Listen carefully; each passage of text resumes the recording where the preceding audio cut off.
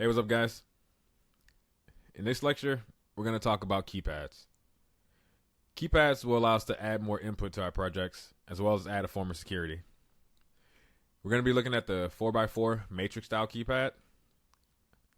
I have two different ones, the membrane style, which is more flexible, and a more sturdier style with a hard back.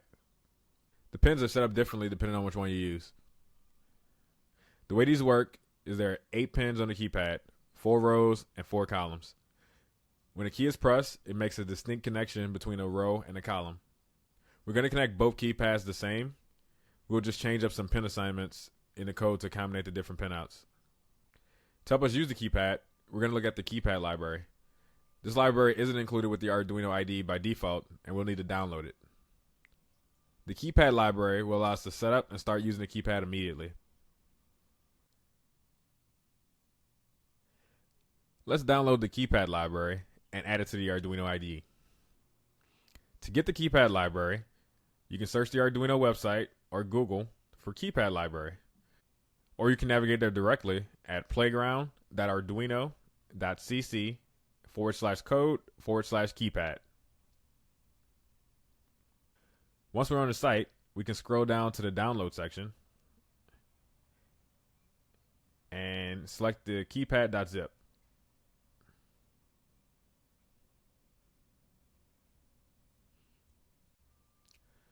Once the library is downloaded, go to the Arduino IDE, select Sketch, Include Library, Add Zip Library,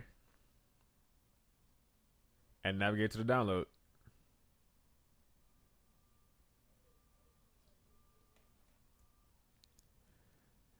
This should copy the library to your Arduino folder. You're going to need to restart the IDE for it to show up.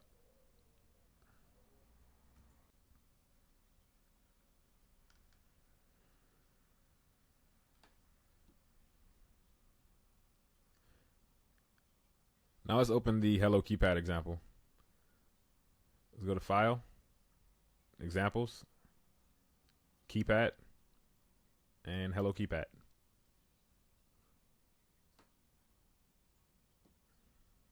To use the keypad library, we use the #include and include the header file. We set our number of rows and columns for our keypad. So this one is for 4x3. Let's change this to 4x4. And let's add the last column of keys.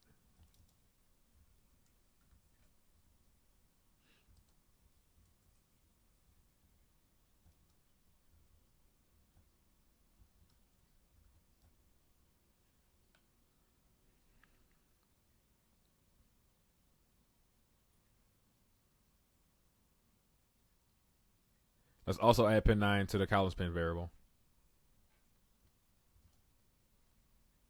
Now the rows and columns pins are going to change depending on which keypad you're using. For the hardback style keypad, like the one I'm using, we can keep everything like this. For the membrane style keypad, we just need to swap the row and column setup. So if you were using the membrane style keypad, the row pins would be 9876 and the column pins would be 5432. And that way the circuit stays the same. After you have the pin set up, we need to create an instance of the keypad class, which we do here. In the setup function, we set up serial communication. And in the loop function, we get the key from the keypad using the getKey method. Then we write that key out serially so we can view it on the serial monitor. Let's upload the sketch and see what our output is.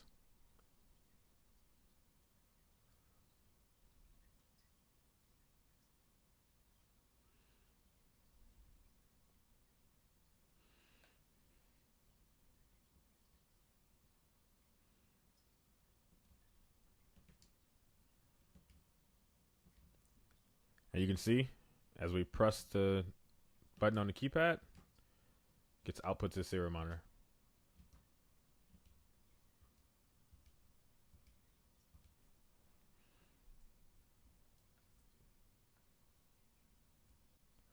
And that was a pretty simple example.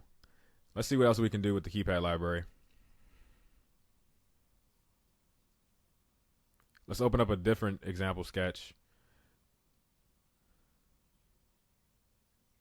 Let's go to File, Examples, Keypad, Event Keypad. This example will demonstrate the use of an event listener for the keypad. So whenever the keypad is used, it calls the functions that handles the key press.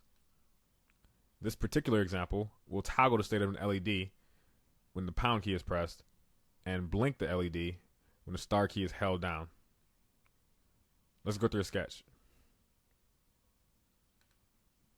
Before we go through the sketch, we need to add an LED to pin 13. To get the sketch to work, we need to make a few changes to the initial setup. So just like the last sketch, let's change the columns to 4 and add the last column of pins.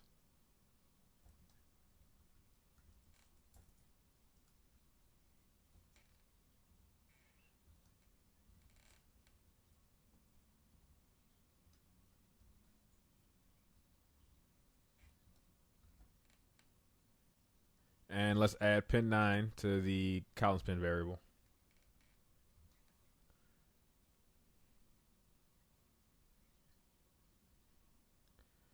So after the keypad instance is defined, we define the LED pin, and we define 2 Boolean variables, one called blank and one called LED pin state. In the setup function, we set up serial communication, set the LED as an output, set the initial state of the LED to on, and then store the initial state of the LED. In my opinion, this line here isn't really necessary, as the initial state should be high. So we can just come up here and change this to high, and then delete this line.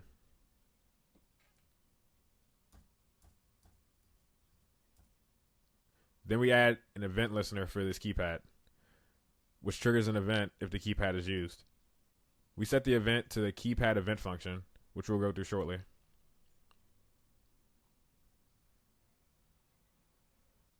In the loop function, we get the key press and print it out to the serial monitor.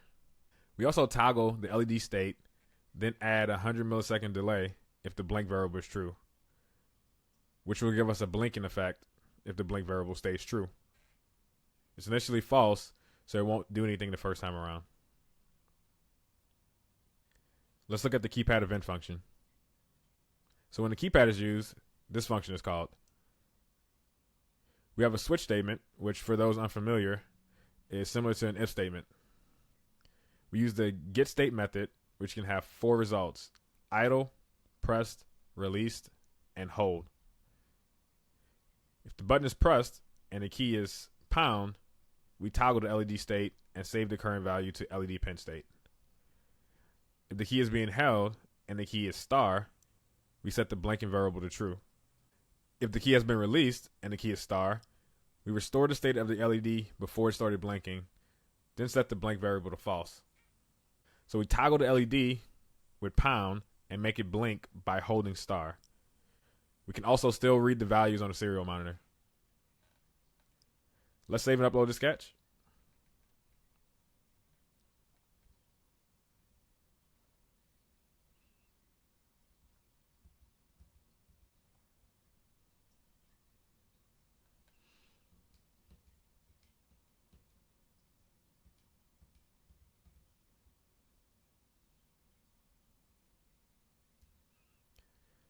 And it works like we expect it to.